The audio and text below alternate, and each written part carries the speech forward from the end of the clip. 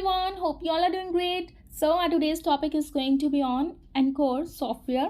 ये जो सॉफ्टवेयर है ये बहुत ही ज़्यादा इंपॉर्टेंट हो जाता है फ्रॉम एग्जाम पर्सपेक्टिव. ओके, हमारी जो इलेक्शन कमीशन ऑफ इंडिया है उसी से रिलेटेड है ये एनकोर सॉफ्टवेयर एंड ये रिसेंटली अभी न्यूज़ में है, इसीलिए ये इंपॉर्टेंट हो जाता है. एंड इस टॉपिक के बारे में आज हम डिटेल में जानेंगे कि एनकोर सॉफ्टवेयर आखिर होता क्या है.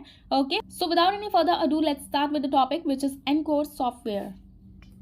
तो फर्स्ट हम बात करेंगे एनकोर सॉफ्टवेयर के बारे में. ये रिसेंटली अभी न्यूज़ में क्यों रहा है. हमारी जो इलेक्शन कमीशन ऑफ इंडिया है उन्होंने रिसेंटली डिज़ाइन किया है एक इन हाउस सॉफ्टवेयर. ओके, ये एनकोर सॉफ्टवेयर है जिसका नेम है encore for complete candidate and election management. ठीक है, जो भी कैंडिडेट इलेक्शन में पार्टिसिपेट करते हैं उनके लिए है ये, एंड इलेक्शन मैनेजमेंट कैसे किया जाए और इजीली, इस वजह से ये एनकोर सॉफ्टवेयर डिज़ाइन किया गया है हमारे इलेक्शन कमीशन ऑफ इंडिया के हेल्प से.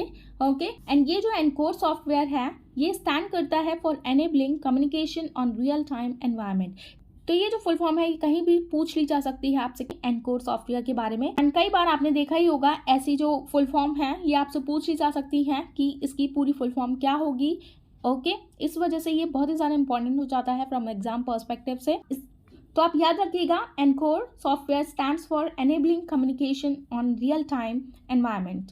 ओके, एंड ये जो है ये एनकोर सॉफ्टवेयर ये प्रोवाइड करेगा एक seamless facility for returning officers के लिए to process candidate nominations, affidavit, voters turnout, counting, results and data management. इन सब में हेल्प करेगा हमारे जो रिटर्निंग ऑफिसर्स हैं उनकी. ओके, आप सभी को पता होना चाहिए what is the meaning of returning officers. ये कौन होते हैं. Returning officers under the election commission of India ये एक स्टैट्यूटरी अथॉरिटी होती है to conduct the polling, counting process and to decide validity of ballot paper, and election commission has no power to overrule him or her. ठीक है, अगर आपसे पूछ लिया जाए कि कोई भी इलेक्शन कमिश्नर जो है रिटर्निंग ऑफिसर्स पर ओवर रूल कर सकता है या बाउंडेशन लगा सकता है तो ये गलत हो जाएगा. That no, election commission has no power to overrule him or her. Okay, तो सबसे पहले इनकी बाउंडेशन लगती है रिटर्निंग ऑफिसर्स की. ये कुछ भी कर सकते हैं एंड इनकी वजह से ही डिसाइड होता है validity of ballot paper. Okay, and इनकी वजह से सारी चीज़ें की जाती हैं, इलेक्शंस कंडक्ट कराए जाते हैं. ठीक है, तो आप याद रखिएगा रिटर्निंग ऑफिसर्स के बारे में. ओके, तो ये था एनकोर सॉफ्टवेयर के बारे में. आगे हम और डिटेल में देखते हैं. तो ये जो एनकोर सॉफ्टवेयर है इसकी एक एप्लीकेशन भी डेवलप की गई है जिसका नेम है एनकोर स्क्रूटिनी एप्लीकेशन, जो अलाउ करती है रिटर्निंग ऑफिसर्स को to do scrutiny of the nominations filed by the candidates online. ठीक है, जो भी कैंडिडेट फाइल करते हैं अपने लिए नॉमिनेशन, ठीक है, अपना नेम नॉमिनेट करते हैं, उसमें फिल करते हैं उस फॉर्म में, तो ये स्क्रूटनाइज करते हैं रिटर्निंग ऑफिसर्स कि वो वैलिड है कि नहीं है इस इलेक्शंस के लिए. ओके, एंड फिर अगर वो वैलिडेट होते हैं इलेक्शन के लिए तो वो उनकी जो ऑनलाइन स्टेटस है वो अपडेट कर देते हैं for nominations as accepted, rejected and withdrawn. ठीक है, जो भी फाइल करते हैं अपने लिए नॉमिनेट करते हैं अपना नेम, ठीक है, इस इलेक्शन के लिए, तो वहाँ पे अगर वो लोग उसके लिए योग्य होते हैं तो उनका जो नेम है वो ऑनलाइन स्टेटस में एनेबल कर दिया जाता है for nominations as accepted, rejected और विड्रॉन, कि ये योग्य हैं कि नहीं है या फिर विड्रॉ कर दिया है इन्होंने खुद से ही. Okay, after verification of the nomination the status is marked as accepted, rejected or withdrawn, as I have said. Okay, helping the returning officers to prepare the final list of contesting candidates and assign the symbol. ठीक है, and जो भी लोग validate हो जाते हैं, final हो जाते हैं, जब फाइनल लिस्ट आ जाती है इलेक्शन कैंडिडेट्स की जो जो इलेक्शन लड़ते हैं तो उन्हें असाइन कर दिए जाते हैं उनसे रिलेटेड सिंबल्स, उनकी गवर्नमेंट से रिलेटेड सिंबल. ठीक है, तो ये सारी चीज़ें थी हमने जानी इनके बारे में. What is the meaning of encore software. Encore software एक एप्लीकेशन है जिसके अंदर ये सारे अपडेट्स दिए जाते हैं एंड जो भी जैसे जो भी कैंडिडेट जो वोटर्स होते हैं वो अपने जो वोट्स डालते हैं उनकी भी सारी इन्फॉर्मेशन इस ऐप के अंदर आ जाती है एंड कितना खर्चा हुआ है इसमें, तो ये सारी चीज़ें ट्रांसपेरेंसी सारी दिखाई जाती है इस ऐप के अंदर. एंड जो भी ये लोग जो रिटर्निंग ऑफिसर्स हैं हमारे, ये कंडक्ट कराते हैं elections for the parliament, state legislatures and the offices of the president and the vice president of India. ठीक है, ये आप याद रखिएगा, यही सारे इलेक्शंस जो कंडक्ट कराए जाते हैं वो रिटर्निंग ऑफिसर के द्वारा कंडक्ट कराए जाते हैं। एंड इस ऐप की मदद से जो रिटर्निंग ऑफिसर हैं उनका जो काम है वो रिड्यूस हो जाता है, जो भी जितना भी मैनुअल वर्क है वो रिड्यूस हो चुका है, and the possibility of the human error during the counting वो भी डिक्रीज होती जाएगी आगे के टाइम में जब ये इम्प्लीमेंट कर दिया जाएगा। ओके, तो आप याद रखिएगा एनकोर सॉफ्टवेयर के बारे में।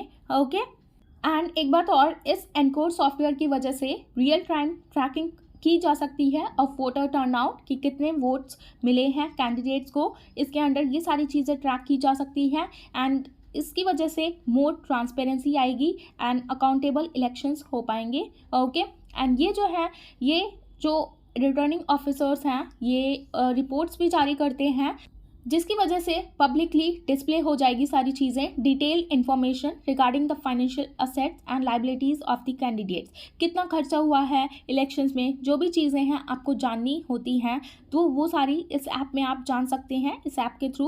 Okay, so just remember all these points. Next हम जानेंगे what are the key facts about the election commission of India. अब हम बात करेंगे इलेक्शन कमीशन ऑफ इंडिया के बारे में। ठीक है, आप सभी को पता होगा election commission of India part 15 में आता है अंडर आर्टिकल 324 से लेके 329 तक।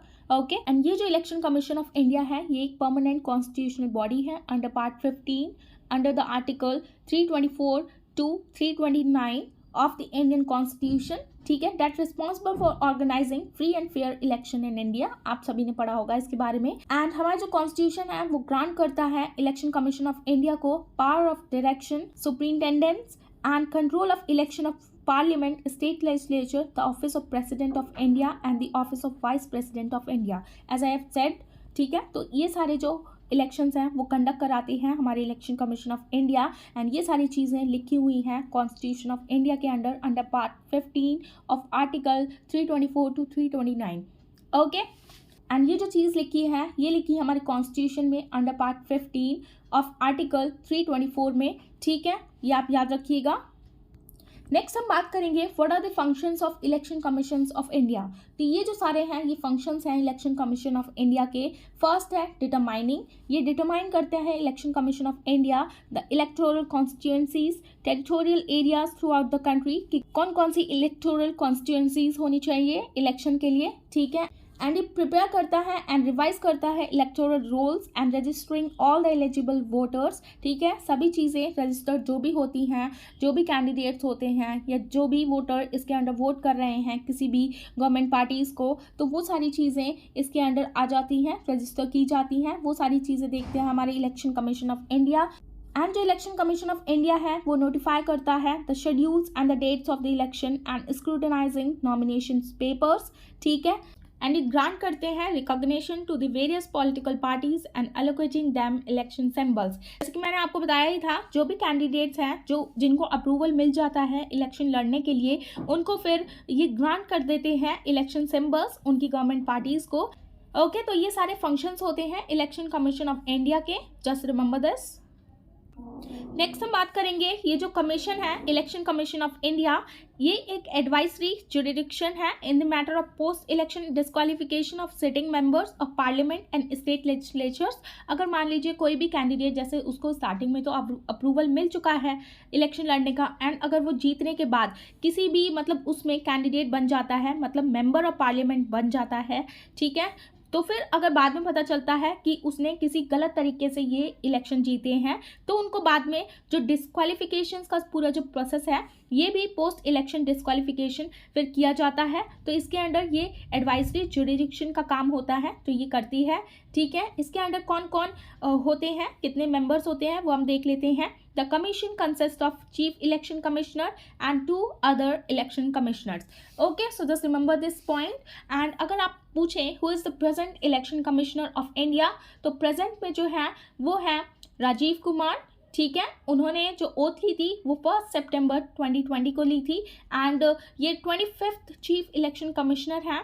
ठीक है, अभी प्रेजेंट में, तो आप याद रखिएगा And under Article 324 Clause 2, the President appoints the Chief Election Commissioner and other 2 election commissioners. ठीक है, तो ये जो अपॉइंटमेंट किया जाता है इन तीनों का ही, तो ये करते हैं हमारे प्रेसिडेंट अंडर आर्टिकल 324 Clause 2 में. ठीक है, ये मेंशन है. एंड जो प्रेसिडेंट है वही अपॉइंट करते हैं on the advice of the union council of ministers headed by the prime minister. ठीक है, हमारे जो प्रेसिडेंट है वो इन लोगों को अपॉइंट तो करते हैं but on the advice of union council of ministers, जो कि हेडेड किए जाते हैं हमारे प्राइम मिनिस्टर के द्वारा. Okay, so just remember this point.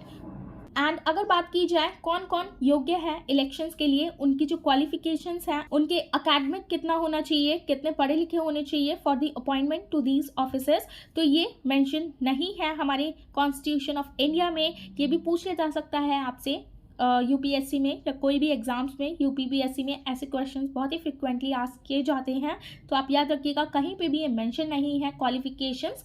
ठीक है, नेक्स्ट अगर हम बात करें जो भी इलेक्शन कमीशन होते हैं उनका टेन्योर कितना होना चाहिए, कितने टाइम के लिए वो लोग अपॉइंट किए जाने चाहिए, तो ये सारी बातें कौन डिटरमाइन करता है, हमारे प्रेसिडेंट. ओके, एंड कितना टेन्योर होता है, कितने समय तक जो कमिश्नर्स हैं वो रह सकते हैं, वो रह सकते हैं 6 ईयर्स तक या फिर अंटिल द एज ऑफ 65.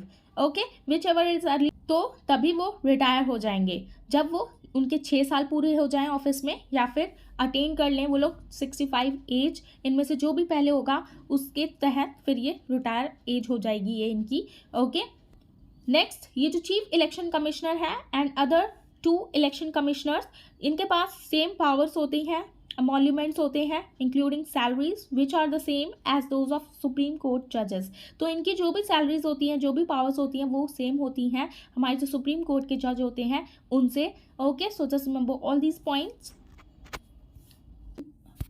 तो नेक्स्ट हम बात करेंगे updates regarding election commission of India. तो अभी रिसेंटली क्या होता है इन 2023 में ये बात हो रही है इलेक्शन कमीशन के अपॉइंटमेंट से रिलेटेड. तो अभी क्या होता है ये जो चीफ इलेक्शन कमिश्नर है एंड अदर 2 इलेक्शन कमिश्नर्स हैं हमारे, तो वो अभी अपॉइंट किए जाते हैं on the recommendation of the selection committee के द्वारा. ठीक है, तो ये तो आपने समझ लिया. ये अभी रिसेंटली कौन अपॉइंट करता है इन तीनों को, ये अपॉइंट किए जाते हैं with the help of selection committee के द्वारा, जिसके अंडर आते हैं prime minister, leader of opposition in Lok Sabha and the justice of India. But अभी रिसेंटली क्या किया गया है गवर्नमेंट ऑफ इंडिया के द्वारा कि एक इंट्रोड्यूस किया गया है एक chief election commissioner and other 2 election commissioners appointment, condition of service and term of office bill 2023. तो ये जो एक बिल लाया गया है इसको ये चेंज करेगा सिलेक्शन कमेटी के अंडर कौन कौन आ सकते हैं, इसमें ये चेंजेस किए जाएंगे.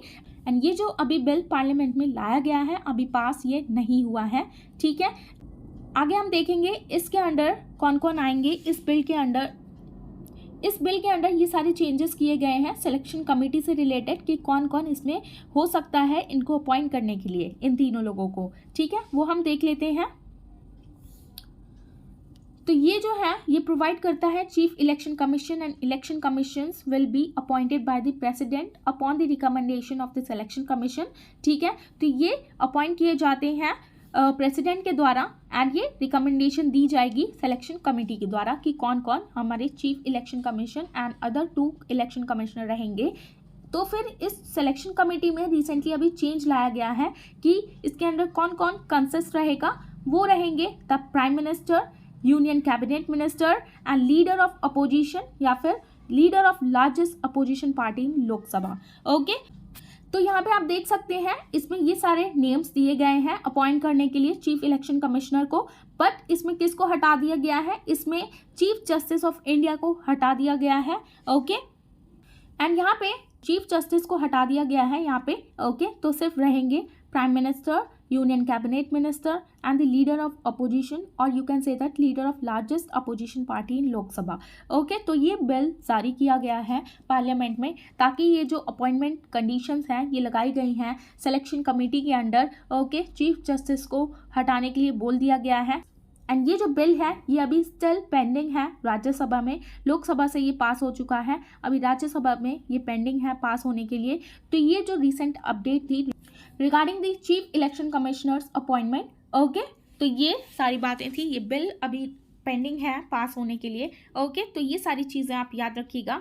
ये सारी चीज़ें बहुत ही ज़्यादा इंपॉर्टेंट हो जाती हैं फ्रॉम एग्जाम पर्सपेक्टिव से. Okay, so just remember all these points. So this is the end of a topic, and I hope you have found this video informative. And if you found this video informative, please give it a thumbs up. And for more informative videos, please like, share and subscribe to my channel, which is Shivi's Study Education. And thanks for watching. Bye bye. Take care. I'll see you in the next one.